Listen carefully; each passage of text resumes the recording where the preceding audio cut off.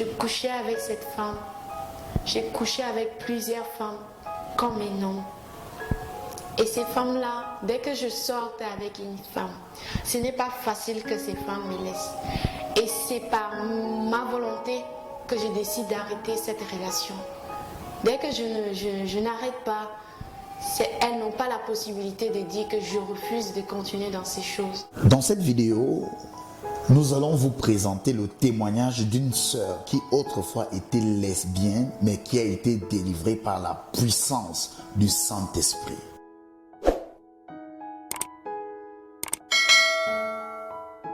Bonjour, bon après-midi, bonsoir. Ça dépend de l'heure à laquelle que vous regarderez cette vidéo. Que la grâce et la paix vous soient communiquées de la part de notre Dieu et de notre Seigneur Jésus-Christ. Moi, c'est Justin Takem, surnommé Oracle Mardoché, le fou de Jésus-Christ. Aujourd'hui, nous avons le privilège de vous présenter un nouveau témoignage sur HD Édification. Ce témoignage est le témoignage d'une sœur qui a été délivrée par la puissance du Saint-Esprit. La Bible dit que Jésus-Christ est le même hier, aujourd'hui et éternellement. Alléluia. Il est capable d'agir encore, quelle qu'en soit la situation dans laquelle tu te trouves. Jésus-Christ est le même hier, aujourd'hui et éternellement. Nous voyons une femme qui était autrefois lesbienne, mais qui a rencontré Jésus-Christ et sa vie a été changée. Je vous laisse juste écouter le témoignage et on se retrouve juste après son témoignage. À très bientôt.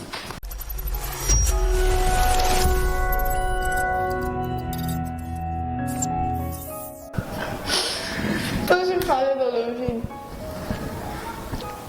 C'est bon.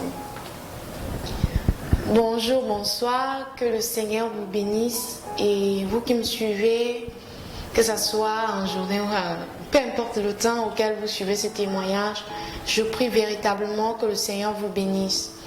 Je voudrais partager mon témoignage qui est subdivisé en deux phases. La première phase parle du péché, de la boue, de là où le Seigneur m'a délivré. Et la deuxième phase parle de la guérison, de la grâce et la faveur de Dieu que j'ai reçue par son Fils Jésus-Christ. Je commence d'abord par la grâce que le Seigneur m'a accordée, de là où je me suis retrouvée et de là où il m'a prise.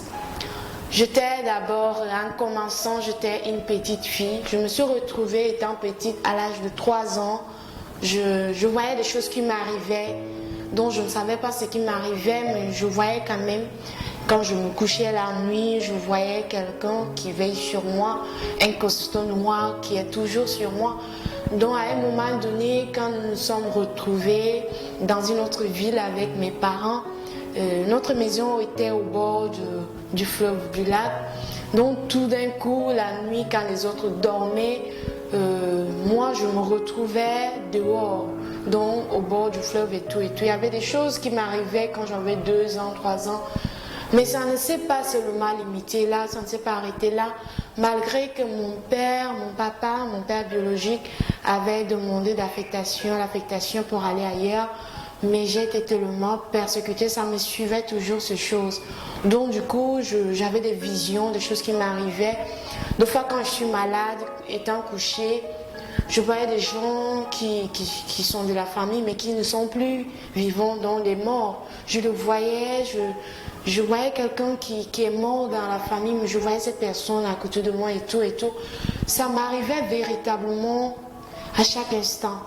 À l'âge de 13 ans, ça s'est accentué. À un moment donné, je ne me contrôlais plus parce que c'était avancé et j'ai commencé à avoir des tendances bizarres.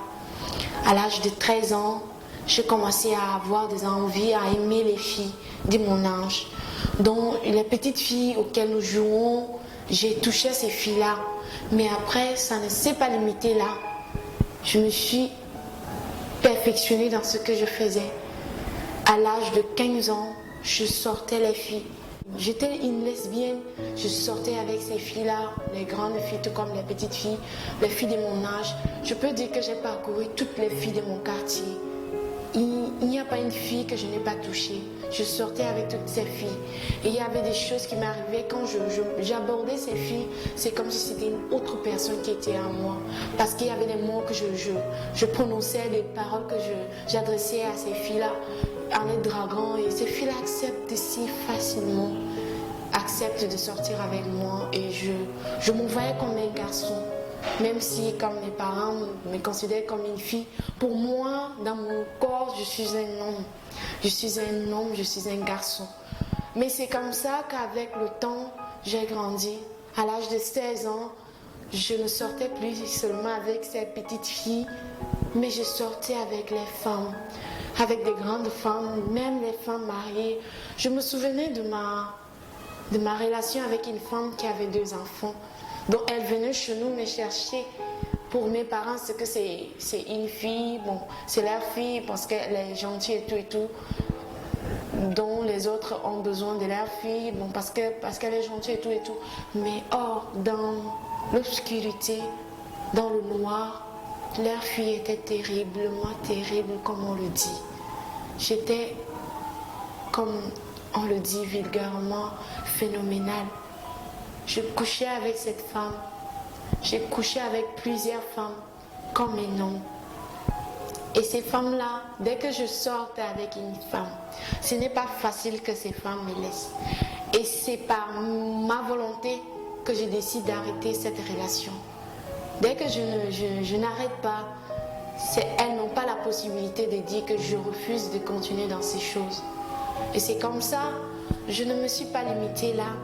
Mais j'avais des projets malsains, des projets qu'on ne peut pas imaginer. Dans ma tête, à l'âge de 15 ans, je me disais que quand je serai grande, je veux avoir un peu d'argent, je vais aller en Europe, parce qu'ici, ça ne sera pas facile pour moi de faire tout ce que je veux, mais en Europe, je peux facilement faire ce que je veux. Donc pour moi, c'est que je voulais être celle-là qui joue dans les films pornographie et tout. J'avais une femme constamment qui venait, tout comme un nom, des esprits des eaux.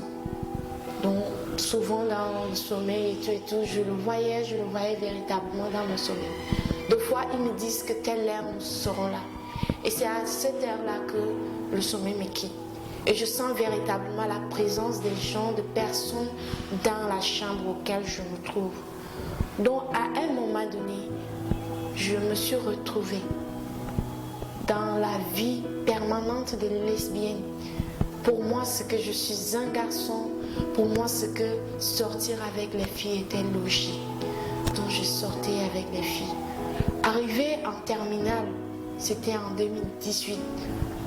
J'ai commencé à voir des choses bizarres qui m'arrivaient. Mais je ne comprenais pas que c'était le Seigneur qui était en train de m'interpeller afin d'arrêter cette vie.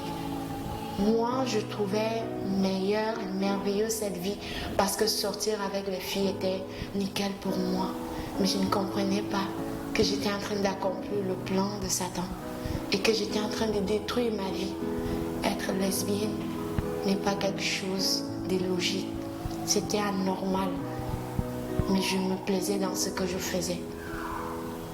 Quand je voyais les garçons autour de moi, c'était comme si c'était mes amis.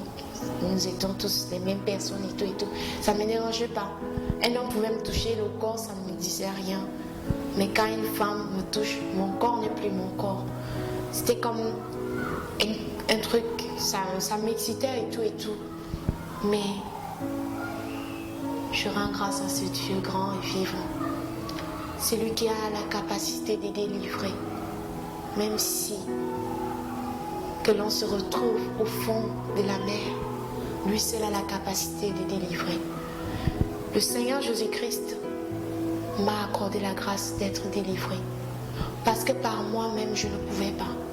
Je ne pouvais pas sortir de là où je me suis enfoncée. Parce que, à un moment donné, ces esprits venaient de temps en temps.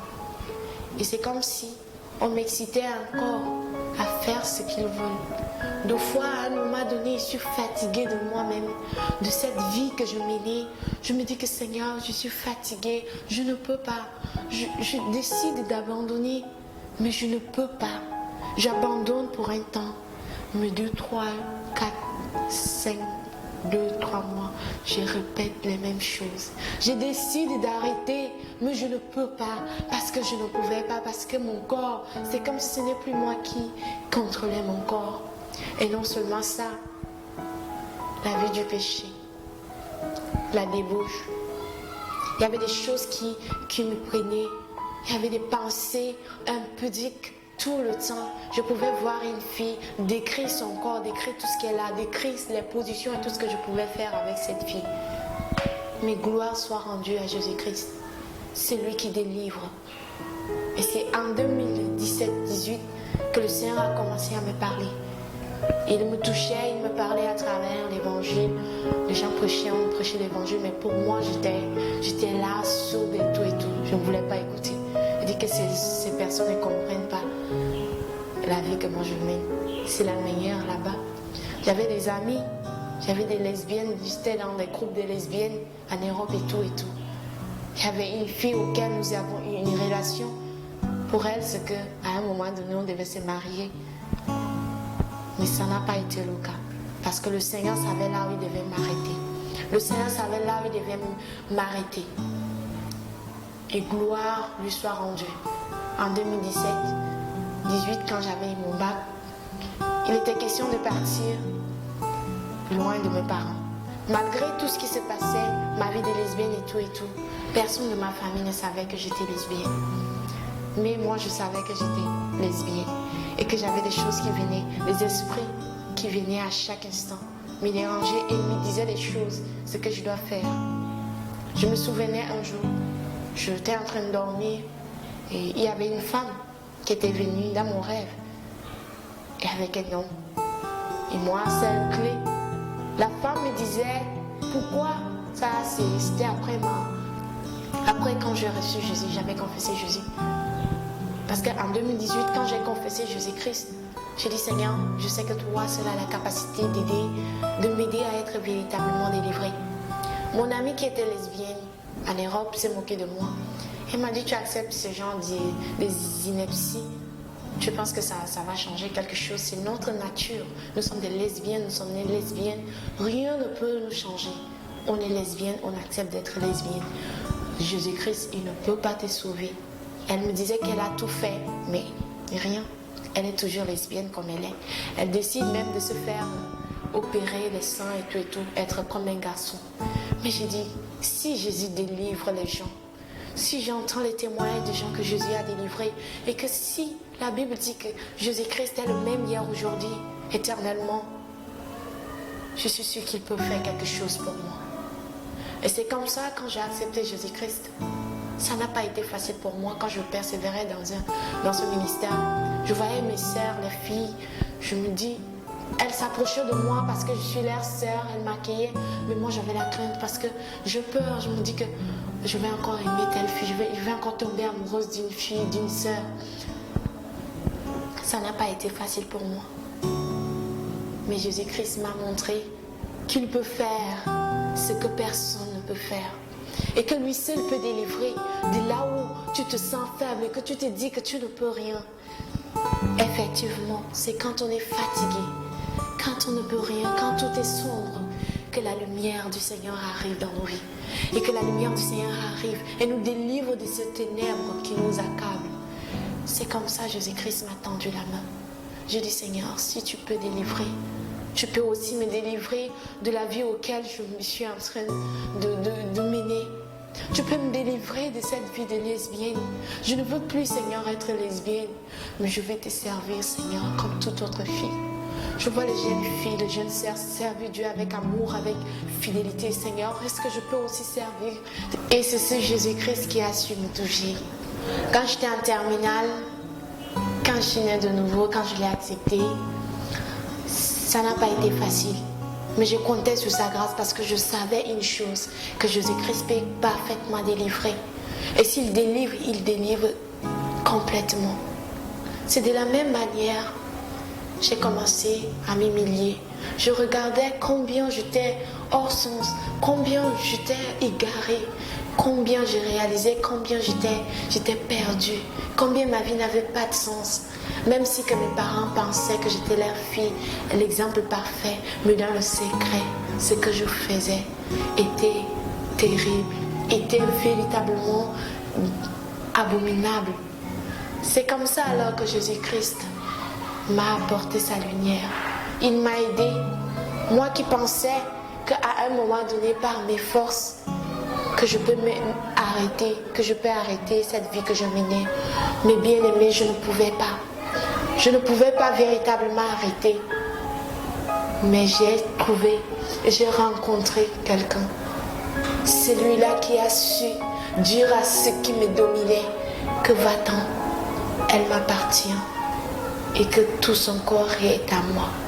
Cet homme était Jésus-Christ de Nazareth, le Fils unique de Dieu, le lion de la tribu de Juda, lui qui en est dit est capable de délivrer de tout péché qui nous accable. Et c'est comme ça, jour après jour. Je me suis retrouvée un an après. Cette vie que je menais de lesbienne a commencé à quitter mon cœur. Ça a quitté mon cœur. Même comme à un moment donné, mes amis dans le groupe m'écrivaient: Aimé, c'est comment on te va plutôt et tout. Aimé, tu sais que nous on t'aime et c'est notre nature, c'est notre vie. Mais mon cœur n'était plus avec elle. Mon cœur n'était plus. Je ne pouvais même pas imaginer. Mais avec le temps, je dis que Seigneur, je compte sur ta grâce pour me délivrer complètement. Ça n'a pas pris 2 ans. Ça n'a pas pris de temps. Mais ça a pris le temps qu'il faut. Le temps qu'il faut. Et le temps que le Seigneur a su. Ça n'a pas été immédiatement sur le champ. Mais de jour au lendemain, le Seigneur me délivrait. De jour au lendemain, il enlevait l'amour du monde en moi. Il enlevait l'amour de cette vie que j'aimais tellement en moi. Il enlevait petit à petit. Il nettoyait petit à petit. Et aujourd'hui, je peux dire haut et fort que Jésus-Christ m'a délivré de la vie que je menais. J'étais lesbienne, endurcie, mais Jésus-Christ a su me trouver et il m'a délivré. Il a fait de moi un enfant de Dieu. Il a fait de moi une créature de Dieu. Il a fait de moi une vie nouvelle. Il m'a accordé cette vie que je ne méritais pas. Cette vie que je suis censée de ne même pas avoir à cause de la vie auquel je menais. Mais Jésus-Christ m'a tendu la main. De la fosse auquel je me trouvais, de la perdition auquel je me trouvais. Il m'a dit: ma fille, viens, j'ai de l'avenir. Parce qu'il a dit que les projets qu'il a pour nous sont des projets de bonheur et non de malheur, afin que nous ayons de l'espérance et de l'avenir et de l'espérance. Je bénis Jésus-Christ parce que lui seul a su me délivrer. Peu importe le péché qui te maintient, peu importe ce que tu traverses, même si les gens te disent que tu ne peux pas t'en sortir de là où tu t'es retrouvé, mon frère, ma soeur, sache que Jésus-Christ peut te délivrer. Sache que Jésus-Christ peut t'enlever de là où tu te trouves. Parce qu'il n'y a rien qui ne peut être impossible à ce Dieu. Rien n'est impossible. Il suffit à toi qui me regarde. Il suffit à toi, ma soeur, qui me regarde. Toi qui es lesbienne. Toi qui te masturbes. Toi qui vis cette vie d'homosexualité. Cette vie va t'amener dans le lac des feux. Mais Jésus-Christ te tend la main. Il te dit qu'il peut te sauver. Il a la capacité de te sauver. Mais qu'attends-tu de lui tendre la main? Qu'attends-tu de saisir la main de Jésus-Christ qui t'est tendue ce soir ou ce matin? Jésus te tend la main. Saisis sa main. Tu ne seras jamais déçu. Satan va te faire croire qu'il est impossible que tu sois délivré. Même si tu es lesbienne, ma sœur, Jésus-Christ peut te restaurer. Jésus-Christ peut te sauver. Même si tu es homosexuel et que tout est fini pour toi et que tu portes même une couche, mon frère, Jésus-Christ peut te restaurer. Il est le restaurateur par excellence. Rien n'est impossible à celui-là. Le lion de la tribu de Juda. Il a vaincu Satan sur la croix du Golgotha. Il est prêt à tout faire pour toi parce que ta vie compte pour lui. Ta vie a du prix à ses yeux parce que tu es celui-là qu'il a accepté de mourir pour toi et moi. Il n'est pas venu pour les bonnes personnes, mais il est venu pour les personnes perdues, comme toi et comme moi. Il est venu pour ceux qui n'ont plus d'espoir, ceux qui sont désespérés, pour leur donner espoir, pour leur dire que tout n'est pas fini, pour leur dire qu'ils ont encore de l'espoir et qu'avec Jésus-Christ, tu peux te relever. Tu peux dire à Satan que l'homme de Galilée, que le lion de la tribu de Juda a vaincu pour moi et il a fait de moi un enfant de Dieu. Je peux parler haut et fort parce que Jésus-Christ a changé mon identité. Je ne suis plus celle-là que tu me trouvais avant. Je ne suis plus celui-là qui était avant. Mais je suis un enfant de Dieu parce que le vaillant héros, le lion de la tribu de Juda, le soldat, le guerrier infatigable, Jésus-Christ de Nazareth, a su me retirer de la boue, du péché et de la perdition. Que le Seigneur te bénisse. Et je suis convaincue que si tu donnes ton cœur à Jésus-Christ, je suis convaincue que si tu décides en disant à Jésus-Christ, prends total contrôle de mon cœur, viens changer mon cœur, je vais te plaire, je vais être changé, je vais être transformé, Jésus le fera. Parce que quand nos cœurs sont disposés, Jésus-Christ agit. La Bible dit, je peux tout faire par celui qui me fortifie. Ce n'est ni par ta force, ni par tes moyens que tu peux être délivré. Mais si tu comptes sur Jésus, il te délivrera. Et il t'enlèvera de la fosse auquel tu te trouves, de la prison auquel Satan t'a embrigadé, de là où on t'a caché, de là où tu es lié. Jésus-Christ peut te délivrer. Sois béni et sache que Jésus-Christ peut faire encore. Mon deuxième témoignage parle de la guérison, la grâce que le Seigneur m'a accordée. Comme je vous le disais, quand j'étais petite, j'étais maladif. J'étais véritablement malade. Je ne savais pas ce qui m'arrivait. Mes parents ont parcouru tous les marabouts et tout. Malgré tout, je n'avais pas la santé. J'avais les esprits qui me tourmentaient, comme je l'ai déjà dit. J'avais les esprits qui me tourmentaient jour et nuit. Et à chaque période, j'étais tellement malade. J'étais isolée des autres enfants. À un moment donné, quand j'ai grandi, en 2016, ça a commencé à prendre de l'ampleur.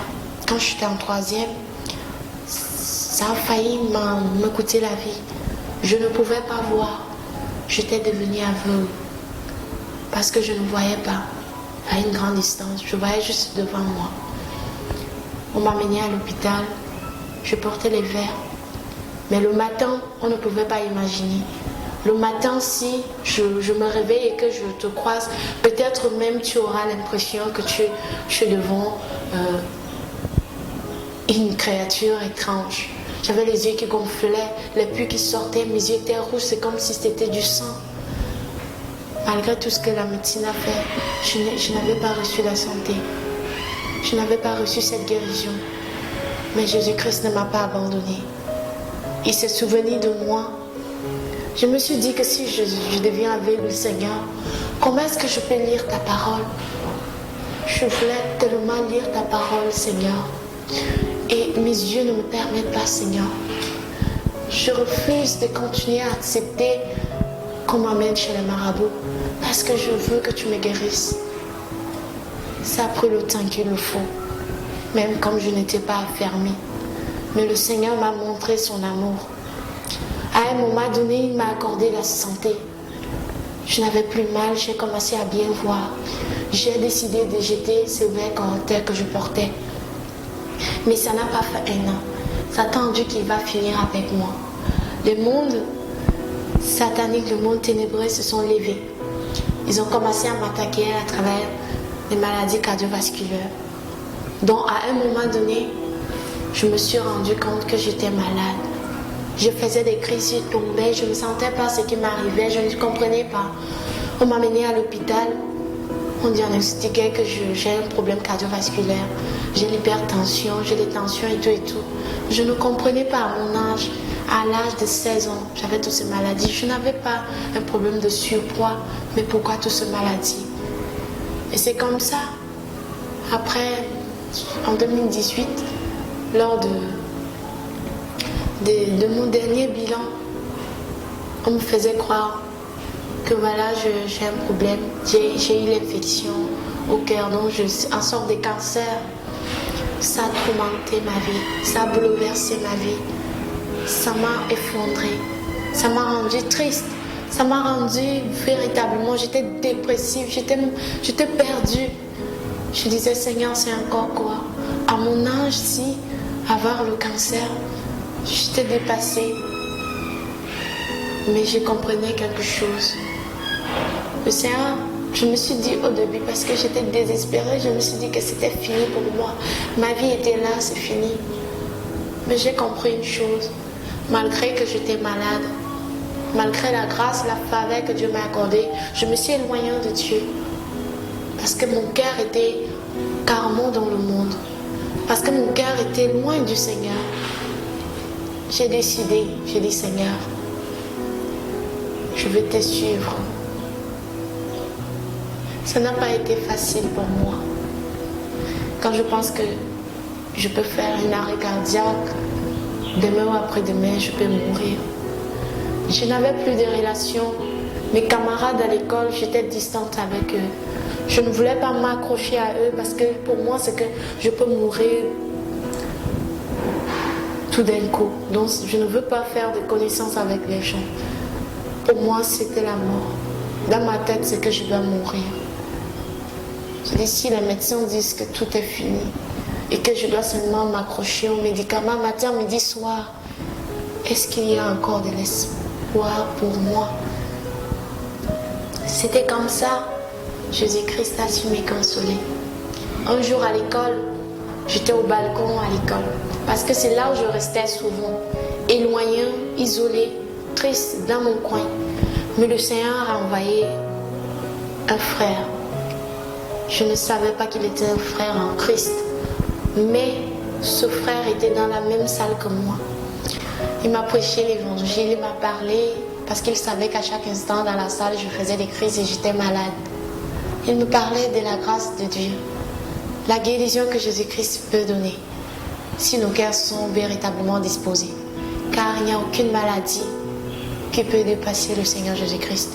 Il est celui-là qui guérit de toutes sortes de maladies. Et c'est pourquoi la Bible dit, c'est par le meurtrissure du Seigneur Jésus-Christ que nous sommes guéris. Quand le frère me parlait, mon cœur était effondré, j'étais vraiment perdue, déboussolée. Mais les paroles qu'il me donnait me réconfortaient. Et c'est comme ça le frère m'avait invité. Il me disait, ma sœur, je t'invite si tu peux venir passer un culte avec nous. Je me dis que moi, je ne veux même pas aller dans une église. Pour moi, c'est rester à la maison, prier, c'est tout. Je n'ai vraiment pas besoin d'aller. Mais je ne pouvais pas blesser le frère. Je lui ai dit, ok, on verra. Mais à plusieurs reprises, je ne suis pas allée. Mais un jour, le Seigneur a voulu me conduire là où je devais aller. Le jour où je suis partie assister au premier culte, c'est comme si le Seigneur était en train de me parler. Et je dirais oui, il était en train de me parler parce qu'il m'aimait tellement et que ma vie a du prix à ses yeux. Et c'est comme ça, quand le prédicateur prêchait, il parlait de la puissance de Dieu, la grâce que Jésus-Christ peut accorder, la guérison. Il parlait de femmes qui étaient hystériques. Il parlait des cancers que Jésus-Christ avait guéris. Si Jésus-Christ a guéri les gens dans le passé, il a guéri les aveugles, il a même ressuscité des morts. Est-ce que mon cas pourra-t-il être différent? Est-ce que Jésus-Christ ne peut pas me guérir? Et c'est là où j'ai compris que véritablement, je me suis trompée. Jésus-Christ peut me guérir. Jésus-Christ était là. Il frappait à la porte de mon cœur. J'ai dit, Seigneur, je veux voir ta main. Si tu guéris dans le passé, je veux aussi expérimenter cette guérison. Je veux te voir me guérir, Seigneur Jésus-Christ. Et c'est de là où, quand j'étais sortie, ma foi a été révolutionnée. J'ai commencé à chercher la face de Dieu. Non seulement à chercher sa face, mais j'ai commencé abandonner ce qui ne glorifiait pas Dieu. Parce que je savais que je n'étais pas juste. Je savais que certaines choses ne glorifient pas Dieu, ce que je faisais. Parce que j'étais lesbienne en ce temps, je ne connaissais pas Jésus-Christ. Je n'avais véritablement pas rencontré ce Jésus-Christ comme il le faut. Même si je l'ai entendu parler dans les religions et tout. Mais je n'avais pas eu une relation d'intimité avec Jésus-Christ. Et cette vie était accrochée à mon cœur. Donc il était question pour moi d'arrêter cette vie, de me tourner vers Jésus-Christ, celui qui peut guérir. Je ne pouvais pas m'en passer de mes médicaments. J'étais accrochée 3 fois par semaine et chaque fin du mois, je dois voir un cardiologue. J'ai décidé d'entrer dans ce jeûne que l'Église avait organisé, un jeûne de 40 jours. Mais je n'avais dit à personne parce que c'était entre moi et Jésus-Christ. Je dis, Seigneur, je veux voir ta main agir dans ma vie. Parce que j'étais tellement faible physiquement, tellement faible. Et c'est comme ça alors que je suis entrée dans ce jeûne de 40 jours. Moi, au début, quand je ratais 2 jours de mes comprimés, 2 jours si je ne prenais pas mes comprimés, mes médicaments, tout autour de mes côtes, ça gonflait jusqu'au dos et tout et tout. Mais en ce jour, j'ai vu la main de Dieu. Quand j'ai décidé d'entrer dans ce jeûne, j'ai commencé à jeûner. 3 jours après, je ne prenais pas mes médicaments. Je ramassais mes médicaments, je dis, Seigneur, c'est toi ou c'est rien. Si tu ne me guéris pas, je ne sais quoi faire, mais je sais que tu peux me guérir. Et c'est vers toi que je me tourne. Je n'ai besoin de rien, Seigneur. Voici que je laisse cette vie. Je veux te suivre, je veux que tu me guérisses, Seigneur. J'ai pris mes médicaments, je suis partie les évacuer. J'ai jeté tous les produits que je prenais. J'ai arrêté d'aller chez le cardiologue. J'ai passé 38 jours de jeûne. Je n'avais pas de problème. Mes côtes ne se sont pas enflées et tout et tout. Jusqu'au 40e jour, 40 jours de ce jeûne, j'ai vu la grâce de Dieu dans ma vie. Mais ça ne s'est pas limité là. Parce que moi qui au début, je ne pouvais pas faire du sport, je ne pouvais pas. Je ne pouvais pas faire une distance, je ne pouvais pas. Mais j'ai commencé à faire les marches, à faire du sport et tout et tout. J'ai commencé à m'intégrer avec les frères qui partaient courir, les sœurs qui couraient au Mont Bankolo, au Mont Fébé. Elles couraient. Après, je me suis retrouvée en train de faire du sport comme quelqu'un qui n'était même pas malade. Mais le Seigneur m'avait dit que ce n'était pas encore fini. J'ai vu la main de Dieu. Un jour, j'étais en train de dormir. Le Seigneur il m'a montré quelque chose qui m'a tellement marqué. Le Seigneur m'a d'abord dit que j'ai perdu mon zèle. Dans un rêve, j'ai commencé à dire, Seigneur, je ne veux pas m'égarer de toi. De la même manière que tu m'as sauvé, je veux, Seigneur, te consacrer ma vie, je vais te servir. Parce qu'il n'y a pas de mieux ailleurs, Seigneur. La joie, la paix, l'amour, tout ce que j'ai, c'est en toi que je trouve ces choses. Quand j'étais dans le monde, quand j'étais égarée, j'étais crispée, j'étais frustrée, j'étais là, je n'avais pas la paix du cœur et tout. Mais toi, tu m'as donné cette paix. Et je donne ce témoignage non parce que Dieu m'a guéri, mais je donne ce témoignage parce que Jésus-Christ est réel. Et il est plus réel que tout. Si deux fois il t'arrive de douter de ce Jésus, je m'arrête de dire qu'il est réel. Et qu'il est tout près de toi, plus près de toi que ceux qui sont autour de toi. C'est comme ça, un jour je dormais, j'avais rêvé dans mon rêve. J'étais là couchée. Et étant couchée dans la maison, j'ai vu ma grande sœur, celle auquel on s'entendait bien. Elle m'avait portée parce que j'étais très malade. Elle m'a déposée quelque part et elle prend, je ne sais pas si c'est le couteau, elle me déchiquette, elle me fend comme si c'était la chirurgie. Et c'était comme ça. Après, je ne voyais plus ma sœur, mais c'était une autre personne qui était sur moi. Je ne pouvais pas dévisager la personne, mais je voyais quand même quelqu'un qui était tout de blanc vêtu, qui était en train de travailler sur moi, qui m'opérait comme si on m'opérait. La personne avait enlevé mes organes, elle avait enlevé deux de mes foies, avait enlevé aussi mon cœur, a déposé des côtés. La personne m'a montré d'abord que voici ce qui est gâté, détruit en toi. La personne dépose. La personne prend maintenant les organes, de nouveaux foies et un petit cœur, on peut même dire le cœur d'un bébé, un nouveau-né. La personne pose ça en moi et me dit, je change ça. Il y avait des paroles où je ne peux comment imaginer. Mais quand je me suis relevée, c'était la nuit. Quand je me suis réveillée le matin, bien aimée, il y avait des choses que je ne pouvais pas faire depuis 2015-16. Mais ce jour-là, sur mon lit, j'ai respiré profondément. Parce que moi, depuis que j'étais malade, je ne pouvais pas respirer comme il le faut. Ma respiration était limitée. Je respirais et j'avais tellement mal quand je respirais. Donc je respirais avec mes yeux. Mais ces jours-là, oh gloire à toi Jésus-Christ, j'ai respiré profondément. Et mon cœur, j'avais senti la paix. Cette paix que je n'avais pas il y a de cela longtemps. J'avais reçu cette paix en moi. Et jusqu'aujourd'hui, cette paix est en moi. Peu importe ce que je peux traverser, je sais que le Seigneur Jésus-Christ est avec moi. Parce qu'il est celui-là qui délivre et qui continue encore à délivrer. N'oublie jamais que peu importe la maladie qui te tracasse, si tu te tournes d'un cœur vrai et sincère à Jésus-Christ et que tu cries vers lui, il peut te délivrer. S'il a fait dans la vie de Bartimée, qu'est-ce qui peut dépasser Jésus-Christ? S'il a fait pour Lazare qui était mort enterré, qui était en état de décomposition, Jésus l'a ressuscité. Est-ce que ta maladie peut le dépasser? Rien ne peut dépasser Jésus-Christ. Rien ne peut lui dépasser parce qu'il est au-dessus de toutes choses. Et que la Bible dit, c'est par les meurtrissures du Seigneur Jésus-Christ que nous sommes guéris. Tu dois croire en ta guérison. Tu dois croire en ce que Jésus-Christ seul peut te délivrer. Ne te confie pas aux médicaments. Un jour tu seras dessus. Tu te dis par exemple que tu as des forts marabouts. Ces marabouts sont limités. Les médecins sont limités. Mais il y a un être suprême.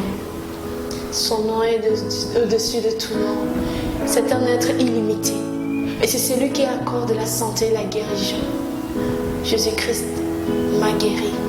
Aujourd'hui, je peux faire toutes sortes d'activités sportives. Je peux courir, je peux chanter, je peux danser pour sa gloire sans toutefois me fatiguer. Et c'est ce que Jésus-Christ peut faire.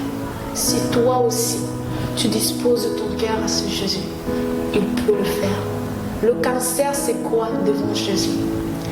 Tout ce que tu traverses comme maladie ne peut pas se tenir, ne peuvent pas se tenir devant Jésus-Christ. Car au nom puissant de Jésus, tout genou fléchit. La maladie fléchit. Tout ce que tu traverseras fléchira parce que Jésus-Christ est le nom qui est au-dessus de tout. Que le Seigneur vous bénisse et qu'il vous donne la force d'avoir la foi en ce Dieu et de lui faire confiance parce qu'il est fidèle à ceux qui lui font confiance. Que Dieu vous bénisse. Shalom. Shalom. Shalom.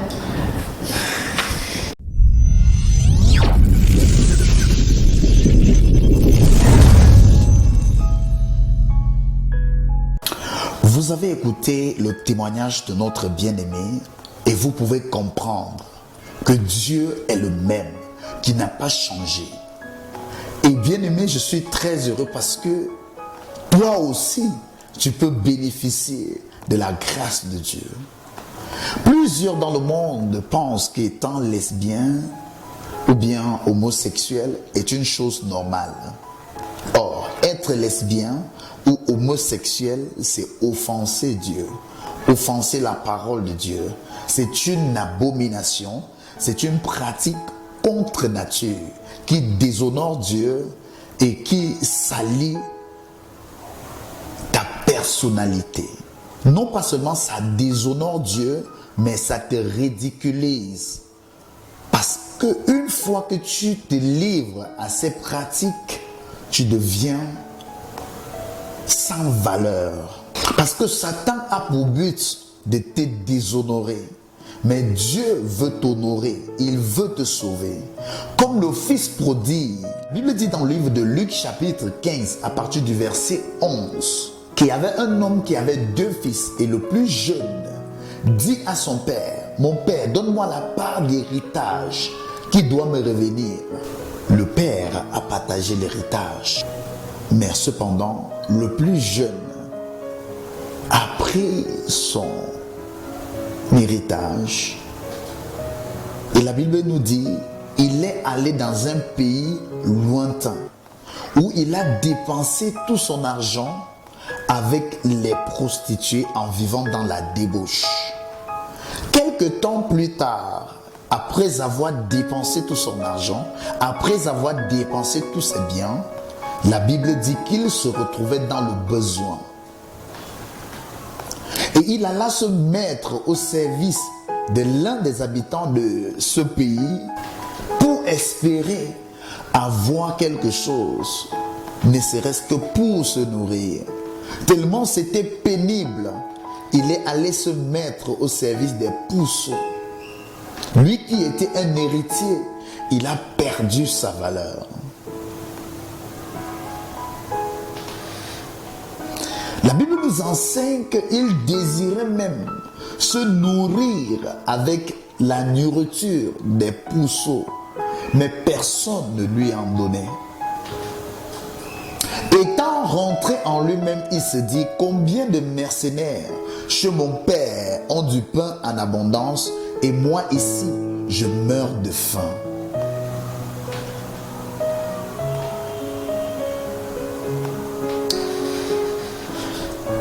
Et lui, ayant pris la résolution, il s'est dit en lui-même: je me lèverai, j'irai vers mon père, et je lui dirai: Père, j'ai péché contre le ciel et contre toi. Je ne suis plus digne d'être traité comme ton fils. Traite-moi dorénavant comme l'un de tes mercenaires. La Bible dit, lorsque le père a vu son fils de loin, pendant que le fils était en train de se diriger vers son père est allé se jeter à son cou, disant: voici mon fils qui était mort est revenu à la vie. Si vous n'êtes pas encore abonné sur notre chaîne YouTube, je vous invite donc à vous abonner et activer la cloche de notification. Que Dieu vous bénisse au nom de Jésus-Christ. À très bientôt. Shalom.